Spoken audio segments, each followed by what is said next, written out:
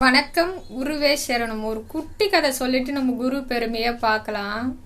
அதாவது ஒருத்தவனுக்கு லட்டு நிறைய ரொம்ப பிடிக்கும். அந்த லட்டு சாப்பிட்றதுக்கு ஒரு கல்யாணத்துக்கு போறான். பந்தியில 1 வைக்கிறாங்க, சந்தோஷப்படுறான். 2 வைக்கிறாங்க, இன்னும் சந்தோஷப்படுறான். திருப்பி ஒரு 4, 5, 10 வச்சோடனே அவனுக்கு சரியான கோவம் வருது. வைக்கும் போதெல்லாம் 2க்கு மேல போகும்போது வேணாம் வேணான்னு சொல்றான். ஆனா அவங்க வைத்து கொண்டே இருக்காங்க. அதுக்கப்புறம் அவனுக்கு கோபமா ஆயிடுது. இது எதுக்கு சொல்றேன்னா, ஒருத்தவங்களுக்கு ரொம்ப பிடிச்சது பிடிக்காத நிலைக்கு போவோம். ஒரே விஷயத்தை திரும்ப திரும்ப செய்யும் பொழுது.